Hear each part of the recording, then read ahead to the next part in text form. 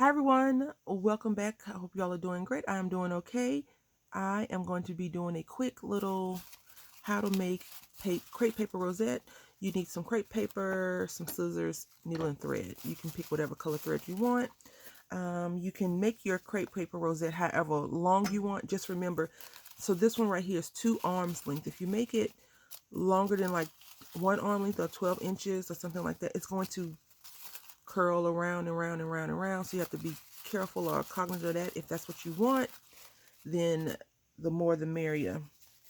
This one right here is about 1 arm's length, and I think for me 1 arm length is what I like to use.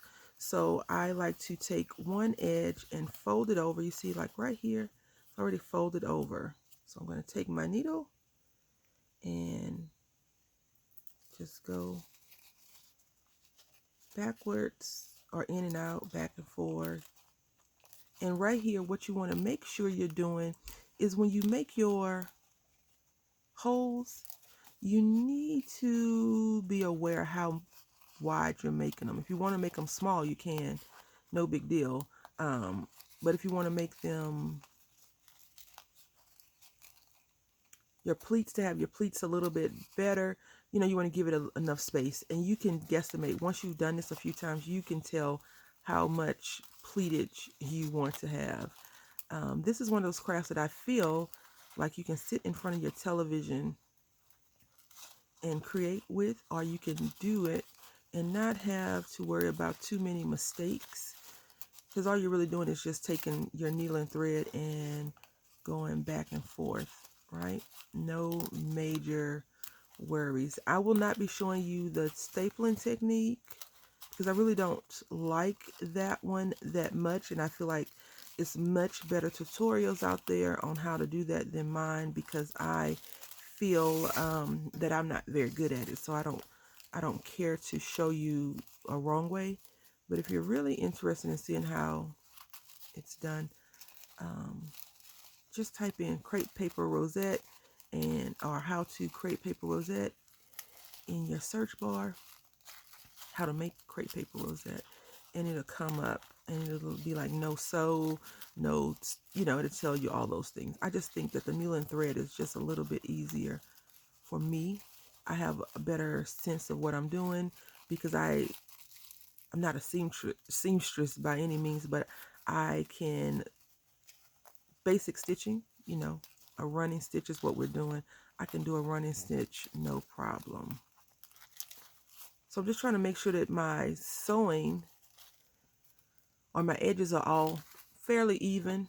The reason why is because you don't want it to be jagged. It's going to look crazy, unless it's your goal to make it look off a little, you know, like in and up, out, up and down. And if that's the goal, then go for it. But I want mine to be pretty even. So beforehand, I had pleated it, but we're not even using those pre-pleats. We're just coming and doing it like this. If you're wondering why it looked like I had already started and folded it, that's why. So we're almost to the end. And at the end, what I normally do is the same thing that I did at the very beginning, which is fold it over. And this one's already folded over for me. Oh, so let's make sure we can see what we're doing, Brandy. That one's a little bit off. Looks like a little curtain, right? What are those valances that go over the curtains? The little fancy things, or a skirt.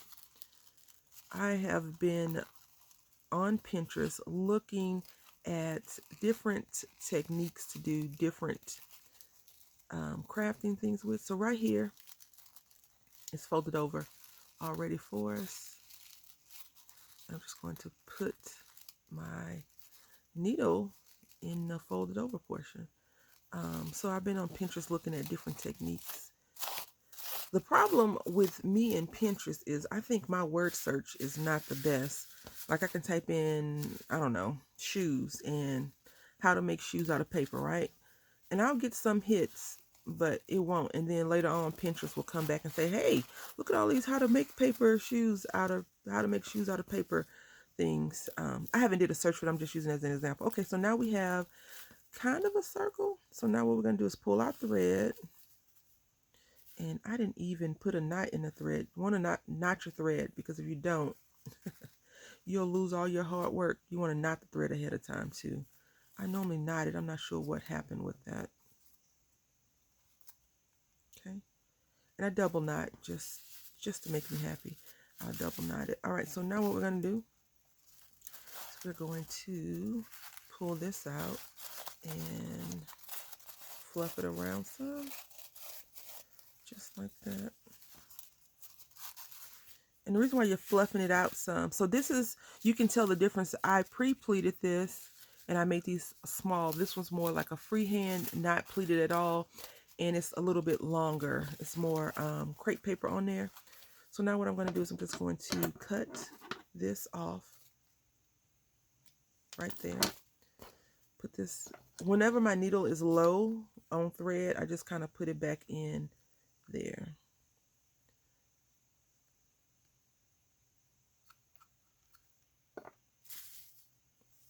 So I don't drop it on the floor and poke it through my foot, basically. All right, so now what we're going to do is we're going to pull these together just like so. And we're going to make a knot. Several, because I like to make sure that it's secure. That's 1, 2, 3. And I'm just going to cut the thread.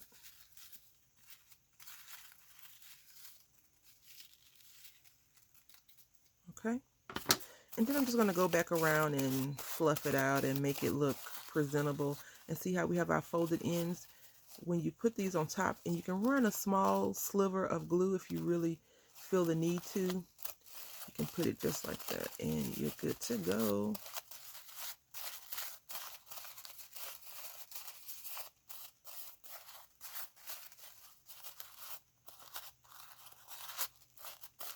And there you go. So this is pre-pleated and this is like freehand. Definitely up to you on how you make them. You want to stack them and double them up. But that is that. I hope that it was helpful to some of you.